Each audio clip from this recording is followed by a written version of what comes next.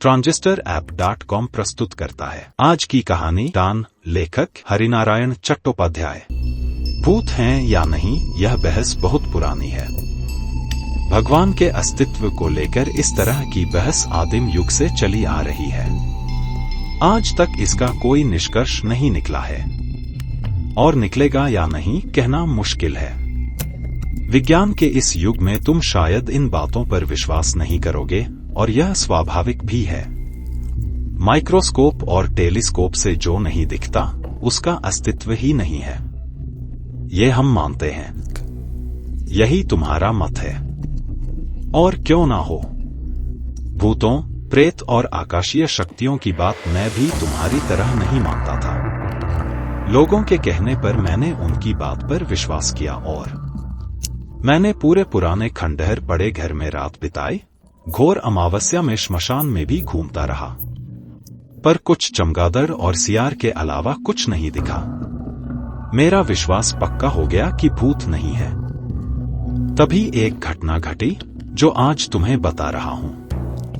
हमारे ठीक पास की बस्ती में समर राय नाम का एक लड़का रहता था। बहुत ही अच्छा लड़का था।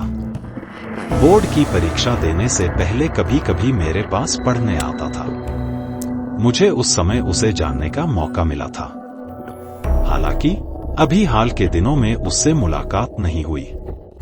मैंने सुना था कि उस परीक्षा के बाद वह कहीं बाहर घूमने गया था।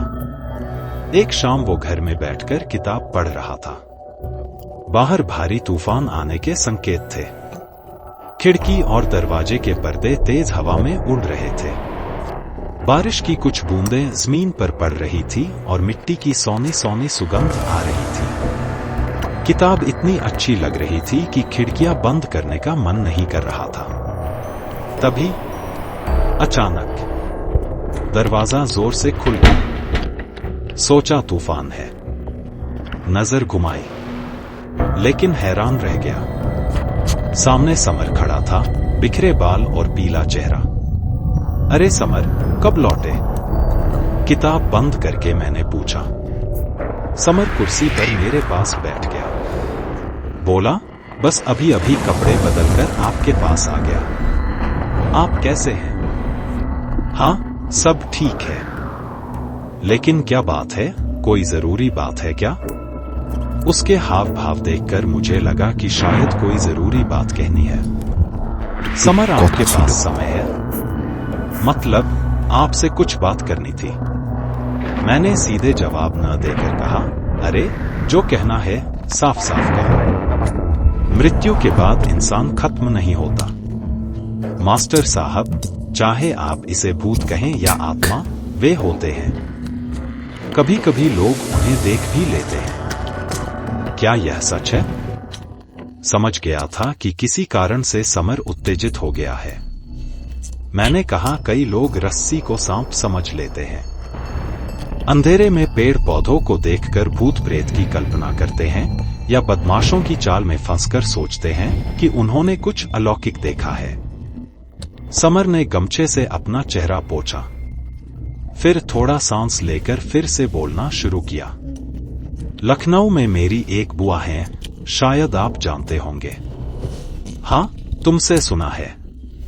वह स्कूल में पढ़ाती हैं, सही? हाँ, बुआ बैद्यनाथ शिक्षा सदन में पढ़ाती हैं। उन्होंने मुझे कई बार बुलाया है, लेकिन कुछ झंझटों के कारण तब जा नहीं पाया था। सोचा कि अब तो कुछ काम है नहीं, चलो कुछ दिन घूम आते हैं। इसलिए 1 महीने पहले देहरादून एक्सप्रेस से निकल पड़ा। हाँ, तुम्हारे पिताजी ने बताया था। मैं कुर्सी पर पैर रखकर आराम से बैठ गया।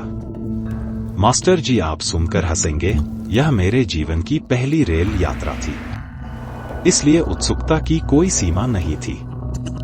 हर स्टेशन पर ट्रेन रुकते ही मैं प्लेटफॉर्म पर टहलने लगता। गार्ड की सीटी सुनते ही दौड़कर डिब्बे में चढ़ जाता। लेकिन एक स्टेशन पर मैं सीधा बैठ गया। कहा, क्या ट्रेन छूट गई और तुम उस ट्रेन में चढ़ नहीं पाए? क्या हुआ? समर ने मेरे सवाल का कोई जवाब नहीं दिया और बोलता रहा। मैं स्टेशन पर इधर उधर घूम रहा था। अचानक मैंने देखा करीब 8-9 साल की एक बहुत प्यारी सी लड़की, घुंघराले बाल, नीले रंग की फ्रॉक पहने हुए। वह मुझे हाथ हिलाकर बुला रही थी। पहले सोचा कि लड़की किसी और को बुला रही है। इधर उधर देखा, आसपास कोई नहीं था। लड़की को मैं वेशभूषा से बंगाली लगा। ऊपर ज्यादातर दूसरे जाति के लोगों की भीड़ थी। लड़की से नजर मिलते ही उसने मुझे इशारे से बुलाया। सोचा, एक अनजान शहर में लड़की जरूर किसी मुसीबत में है। मुझे अपने जैसा देखकर मदद मांग रही है। मैं लड़की की ओर बढ़ा। लड़की खड़ी थी, मैं बढ़ा तो वह चलने लगी, स्टेशन के विश्राम कक्ष की ओर। मैं समझ गया, शायद इस विश्राम कक्ष में उनके कोई रिश्तेदार मुसीबत में हैं या अचानक बीमार हो गए हैं। लेकिन नहीं। विश्राम कक्ष के सामने थोड़ा रुककर गर्दन घुमाकर उसने मुझे देखा, फिर हाथ हिलाकर बुलाया और आगे बढ़ गई। वहीं रेलवे स्टेशन की साइड रेलिंग पर बकुल के पेड़ से ढेर सारे बकुल गिर रहे थे। लड़की उसी बकुल के पेड़ के नीचे खड़ी हो गई। मैं तेज तेज चलकर लड़की के पास पहुंचा और ठीक उसी समय मैं अपने अंदर की उत्सुकता को दबा नहीं सका। पूछा, क्या हुआ? ये कहकर समर चुप हो गया। फिर क्या? तभी ट्रेन ने हॉर्न दे दिया। देखा, लड़की गायब हो गई। उसे जमीन खा गई या आसमान। ट्रेन चल पड़ी और मैं ट्रेन की ओर दौड़ पड़ा, लेकिन पकड़ नहीं सका। तेज रफ्तार से ट्रेन जैसे मेरी पकड़ने की कोशिश का मजाक उड़ाते हुए निकल गई। हम तो यह है तुम्हारी भूतिया कहानी। लड़की तुम्हें बेवकूफ बनाकर चली गई। हम उम्र कम हो तो क्या? लड़की काफी चालाक लगती है। समर मेरी हंसी में शामिल नहीं हुआ। गंभीर आवाज में बोला, मेरी कहानी अभी पूरी नहीं हुई मास्टर साहब। मैं थोड़ा असहज हो गया। बोला, अच्छा ठीक है, आगे बताओ। मैंने स्टेशन मास्टर से मिलकर ट्रेन छूटने की बात बताई। उन्होंने अगले स्टेशन पर फोन कर दिया ताकि वे मेरा सूटकेस उतार सके। अगली ट्रेन रात 9:30 बजे थी, तो मेरे पास बहुत समय था। मैंने सभी विश्राम कक्षों को छान मारा। कुछ देहाती यात्री बैठे थे। लड़की कहीं भी नहीं थी। स्टेशन के बाहर जाकर कुछ तांगे वालों से लड़की के बारे में पूछा। वे कुछ नहीं बता सके। आश्चर्य हुआ कि लड़की मेरी आंखों के सामने से कैसे गायब हो गई, जबकि वहां इतनी अच्छी रोशनी थी। ऐसे में और कहा जा सकती है। और भी आश्चर्य होना बाकी था। रात 7:30 बजे स्टेशन पर हंगामा मचा हुआ था। सब बहुत व्यस्त थे। खबर सुनकर चौंक गया। देहरादून एक्सप्रेस की एक मालगाड़ी से जोरदार टक्कर हो गई थी। कई लोग घायल हुए थे, कुछ की मौत हो गई थी। फिलहाल सभी ट्रेनें बंद थीं, कुछ राहत ट्रेनें मदद के लिए दौड़ रही थी। स्टेशन मास्टर के कमरे में बहुत भीड़ थी। कई लोग अपने रिश्तेदारों की खबर लेने के लिए बेचैन थे और कई लोगों ने हाय तौबा मचा रखा था। भीड़ कम होने पर खबर मिली कि देहरादून एक्सप्रेस के आगे के 4 डिब्बे पूरी तरह से चकनाचूर हो गए थे और तीसरे डिब्बे में मेरी सीट थी। उसी क्षण फिर से लड़की की याद आई। अगर वह मुझे इशारा करके वहां से नहीं ले जाती तो मेरी क्या हालत होती, यह सोचकर ही कांप गया था। उस रात 2 बजे टेलीग्राम किया।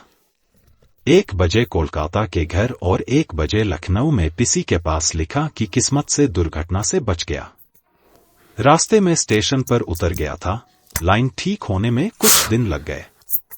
फिर एक दिन पिसी के पास खबर देकर निकला। पूरी रात उस लड़की के बारे में सोचता रहा, जैसे वह लड़की भगवान का आशीर्वाद बनकर मेरी जान बचाने आई थी। काम खत्म करके शायद गायब हो गई। अगले दिन सुबह 11 बजे जब स्टेशन पहुंचा, पिसी पीछे आई थी। बहुत छोटे में देखा था, फिर भी पहचानने में कोई दिक्कत नहीं हुई। पिसी का चेहरा लगभग वैसा ही था। मैंने प्रणाम किया, फिर उन्होंने गले लगाया और बोली, बाप रे बाप, अखबार में ट्रेन दुर्घटना की खबर पढ़कर तो मेरी हालत खराब हो गई थी। बस ऐसा लग रहा था कि इसके लिए मैं ही जिम्मेदार हूं। बार बार लिखकर किसी को आने के लिए कहा था। फिर जब टेलीग्राम मिला तो जान में जान आई। चलो अब घर चलो। सारी बात बताने पर पिसी शायद विश्वास नहीं करती, खासकर जब वह विज्ञान पढ़ाती है। इसलिए लड़की की बात को छुपाकर मैंने कहा, चाय पीने के लिए स्टेशन पर उतरा था। ट्रेन छूट गई, दौड़कर पकड़ नहीं पाया। पिसी ने राहत की सांस लेते हुए कहा, चलो भगवान ने तुम्हें बचा लिया, जन्म जन्मांतर से तुम्हें चाय पीने की आदत है। हम दोनों टांगे में चढ़ गए। लगभग आधे घंटे के बाद एक घर के सामने टांगा रुका। पिसी ने उतरकर चिल्लाया, सुंदर, अरे ओ सुंदर। एक लड़का नीचे आया, मेरा सूटकेस और बिस्तर लेकर फिर ऊपर चला गया। मैं भी उसके पीछे पीछे ऊपर चढ़ा। मध्यम आकार के एक कमरे की ओर इशारा करते हुए पिसी ने कहा, यह रहा तुम्हारा कमरा, कपड़े बदल लो, मैं नाश्ते का इंतजाम करती हूं। शरीर बहुत थका हुआ था। कमरे में जाकर एक कुर्सी पर खुद को छोड़ दिया। एक कोने में एक टेबल, उस पर एक लैंप, एक अलमारी, एक छोटा सा बिस्तर, दीवार पर 3-4 तस्वीरें। सामने की तस्वीर को देखते ही पूरा शरीर बिजली के झटके जैसा कांप उठा और खड़ा हो गया। ऐसा लगा जैसे कोई काली छाया मुझे घेरने की कोशिश कर रही हो। जल्दी से बाहर आकर पुकारा, पिसी, पिसी। शायद वह नीचे रसोई में थी। कोई जवाब नहीं मिला। मैं परेशान था। मैं जल्दी से सीढ़ियों के बीच में जाकर फिर से पुकारा, पिसी। तब तक पिसी मेरे पास पहुंच गई। हड़बड़ाते हुए सीढ़ियों के पास आकर बोली, क्या हुआ तुम्हें? जरा इस कमरे में आओ तो। मैं दौड़कर ऊपर के कमरे में आ गया। पीछे से पिसी भी आ गई। मैं हाफ रहा था। क्या हुआ रे, तेरा तबीयत खराब हो गया क्या? इतना पसीना क्यों आ रहा है? मैंने शर्ट की आस्तीन से माथे का पसीना पोंछते हुए कहा, नहीं, मेरी तबीयत ठीक है। लेकिन ये तस्वीर किसकी है? हाथ से सामने के लगी दीवार पर लगी तस्वीर की ओर इशारा किया। पिसी ने कहा, वो टुनू की फोटो है, मेरी बेटी टुनू। आपकी? हाँ, उसे तो तूने देखा नहीं। तेरे जन्म से पहले ही टुनू की टाइफॉइड से मौत हो गई थी। वह केवल 8 साल की थी। आखिरी दिनों में उसकी आवाज में हल्का सा भारीपन आ गया था। पिसी की आंख में आंसू छलक रहे थे।